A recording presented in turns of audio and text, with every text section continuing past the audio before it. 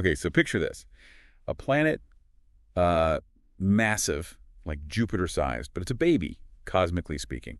And it isn't growing. It's actually shrinking dramatically, like right now. Yeah, it sounds completely wild, doesn't it? It really does. And it's not science fiction. It's happening about 330 light years away. So today, that's what we're diving into, these really amazing findings from NASA's Chandra X-ray Observatory. We want to unpack what's going on with this incredible object, why it's happening, and what this whole extreme planetary drama tells us about planets way beyond our solar system. Right. And it's a fantastic study because it really gives us a peek into those very earliest, most volatile stages of a planet's life. It paints a pretty harsh picture, actually. Harsh how? Well, it shows this reality where these brand new worlds are basically under this constant withering attack of X-rays from their parent stars. A withering attack. Okay, so let's get specific. The planet is called TOI 1227b. Tell us about it. Why is the baby part so important here? Well, TOI 1227b, yeah, it's an exoplanet outside our solar system. And baby is definitely the right word. It's only about 8 million years old. 8 million. Yeah, 8 million. Now, think about Earth. We're around 5 billion years old. Wow, okay. That's, what, nearly 1,000 times older? Pretty much. So this makes TOI 127b the second youngest planet we've ever actually seen crossing in front of its star, transiting. And that age, 8 million, that's a new number. It is. The previous estimate was more like 11 million years, but this new study really pinned it down to 8 million. It's quite precise. Okay, and where is this young world located? It's orbiting a red dwarf star called TOI 1227, and it's about, like you said, 330 light years away from us. I mean, you mentioned its size, like Jupiter, but it's shrinking. What was it like initially? Well, its mass is probably similar to Neptune's, roughly 17 times Earth's mass right now. Yeah. But its diameter, that's 3 times bigger than Neptune. 3 times bigger, so Jupiter-sized, basically. Exactly. Jupiter-sized in diameter. So astronomers call it puffed up or inflated. Puffed up? Yeah. Okay, so why? What's making it so big and puffy if its mass is more like Neptune's? Well, that gets us to the star itself, TOI 1227. Now, this star is only about 1/10 the mass of our sun. And it's much cooler, fainter in regular light. Okay. But, and this is the crucial part, it's brighter than our sun in X-rays. Significantly brighter. Brighter in X-rays. Okay, I think I see where this is going. How close is the planet orbiting this X-ray bright star?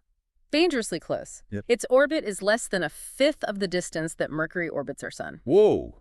Okay, so it's right in the firing line then? Directly in the path of this, withering assault of X-rays, as the researchers put it. And what are those X-rays actually doing? They're tearing the planet's atmosphere away, just stripping it off at this enormous rate. The lead author, Attila Varga, he said, it's almost unfathomable to imagine what is happening to this planet. Unfathomable. Yeah, he added, the planet's atmosphere simply cannot withstand the high X-ray dose it's receiving from its star. Okay, so can we quantify that? Yeah. How fast is it losing its atmosphere? Is there a number? Get this. The estimate is that the planet is losing a mass equivalent to one entire Earth atmosphere roughly every 200 years. Every 200 years. Yeah. An Earth's atmosphere. Yep. That's staggering. So what does that mean for its future? I mean, fast forward a bit. Well, it's pretty bleak for TOI 1227d. The models project it'll lose its entire atmosphere in about 1 billion years. Gone. Completely. Completely gone. And by that time, it will have lost a total mass equal to about 2 Earths. Yeah. Just evaporated away. Wow. And Alexander Banks, one of the co-authors, he described its final state, didn't he? He did. He said, from here, TOI 1227b may shrink to about 1/10 of its current size and will lose more than 10% of its weight. So it goes from this puffed-up Jupiter-sized thing to maybe something only a bit bigger than Earth, but much denser, presumably. Yeah. And barren. Exactly. A complete transformation, which naturally brings up the life question. Right. Is there any chance for life there? Yeah. Now or, ever? It's probably impossible. That's the assessment. The planet's just far too close to its star. So definitely not in the habitable zone. Not even close. It doesn't fit any definition of a habitable zone, that region where you might get liquid water on the surface. Here, it's just way too hot, way too irradiated. Okay, so a shrinking, irradiated world, definitely not prime real estate.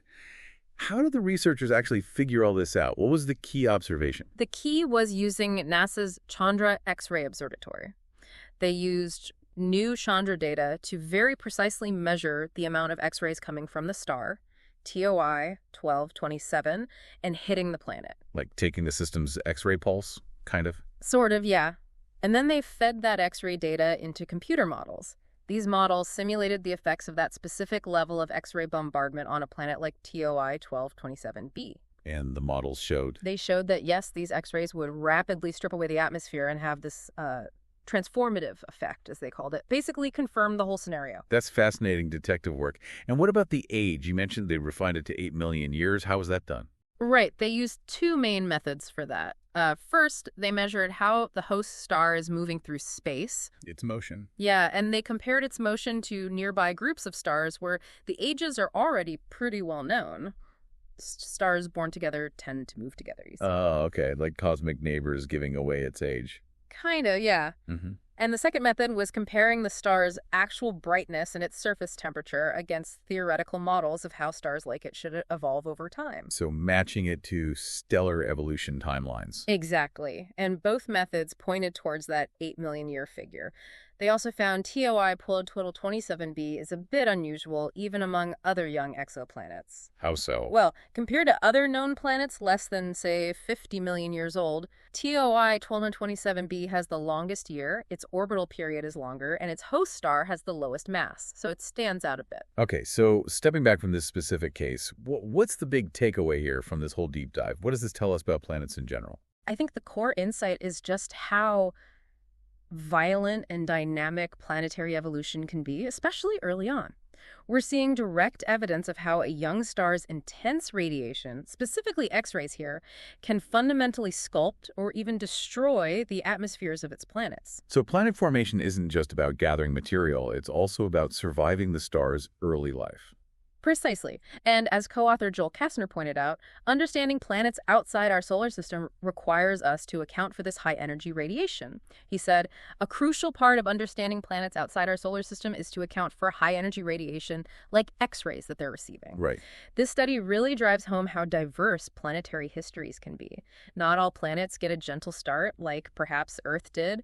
Some face these extreme conditions that completely change their destiny. It really makes you think. Seeing this baby planet going from Jupiter size towards maybe a barren rock, it does make you wonder, doesn't it? What sort of surprising, maybe equally harsh processes shaped our own planets billions of years ago. Absolutely. And maybe how our whole definition of a habitable zone might need rethinking as we keep finding these planets living on the edge in these really extreme environments. That's a great point. It constantly challenges our assumptions. Definitely something to keep mulling over. Thanks for unpacking that incredible story with us. My pleasure. It's a fascinating piece of cosmic drama.